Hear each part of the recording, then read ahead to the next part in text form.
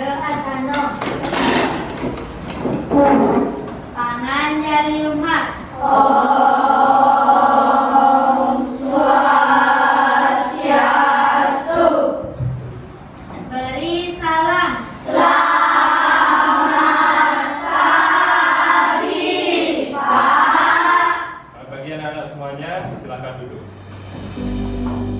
Salam bahagia Bapak dan Ibu guru hebat. Saya Iwayan Arya Aryana, guru di SD Negeri 4 Pupuan. Kemajuan teknologi yang begitu besar membawa kita ke arah dunia yang semakin maju dan berkembang, di mana kita harus mampu beradaptasi dan selalu tanggap terhadap perubahan. Nah, salah satunya perubahan di bidang pendidikan. Pembelajaran atau belajar tidak hanya diperoleh dalam satu waktu, namun pembelajaran diperoleh melalui berbagai cara dengan mengoptimalkan panca indera yang dimiliki oleh setiap individu. Pada awalnya, saya juga sebagai seorang guru belajar tentang bagaimana mengondisikan siswa terhadap perkembangan zaman yang begitu pesat.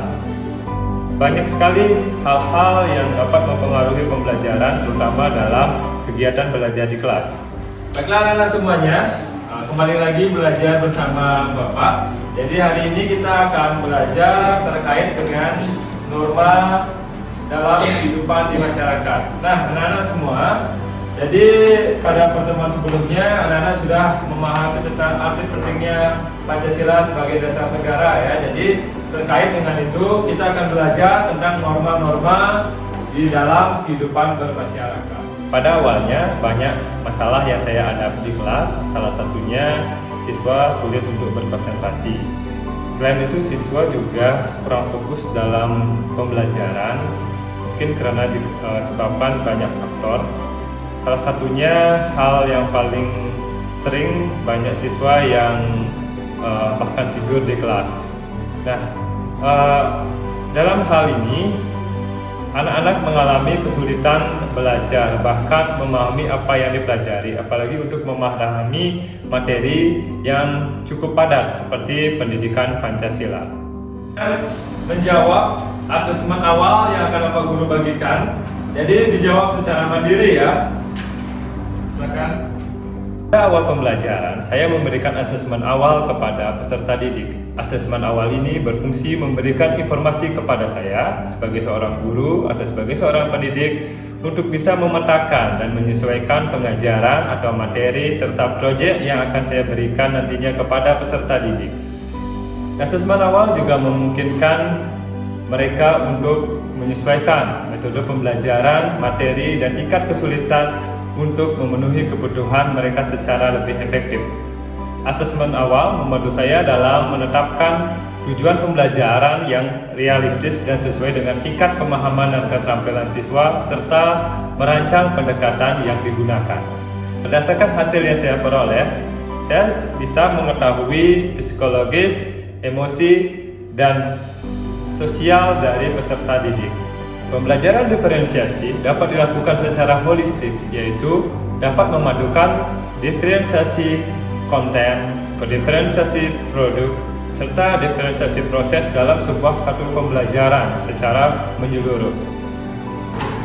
Baiklah anak-anak semua, jadi setelah tadi anak-anak menyampaikan beberapa jenis norma dalam kehidupan masyarakat, Bapak Guru meminta anak-anak untuk memilih salah satu norma yang ingin anak-anak pelajari.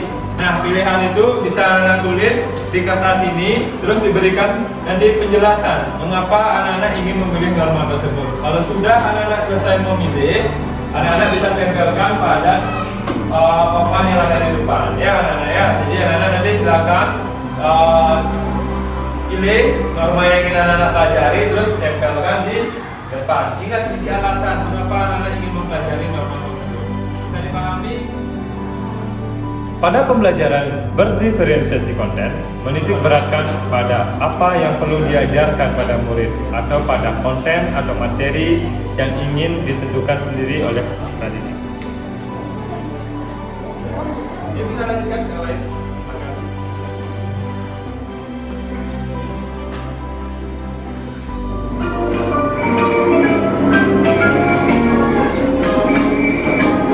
Pak, kita jangan berhenti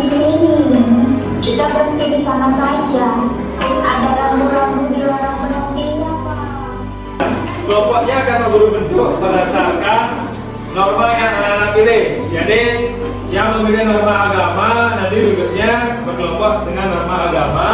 Yang memilih norma hukum jadi kelompoknya bersama norma hukum dan seterusnya. Anak-anak ya, bisa dipahami? Bisa. Nah, baiklah kita akan bentuk kelompoknya. Silakan anak-anak berdiri semua.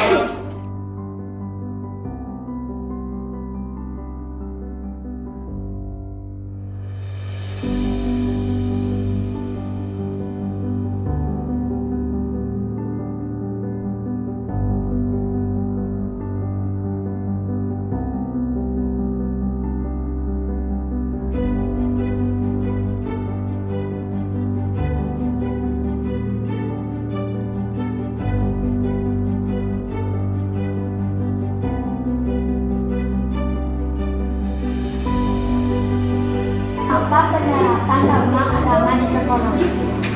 Bacaan saat mau hari raya salah satunya dibaca. Apakah ada yang saya? Terima kasih.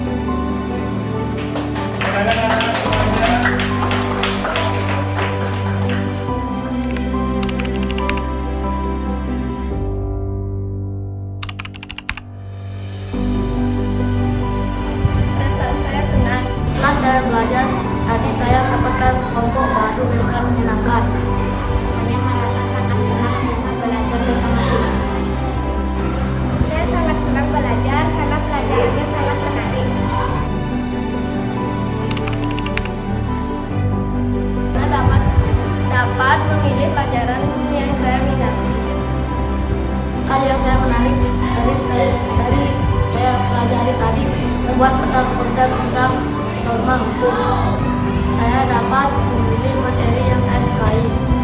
Hal yang menarik saat saya pelajari itu bisa membuat kerja kelompok berupa peta konsep bersama teman-teman. Saya bisa memilih materi yang saya sukai untuk belajar. Saya bisa menonton video dan juga saya bisa memilih mata pelajaran yang saya sukai.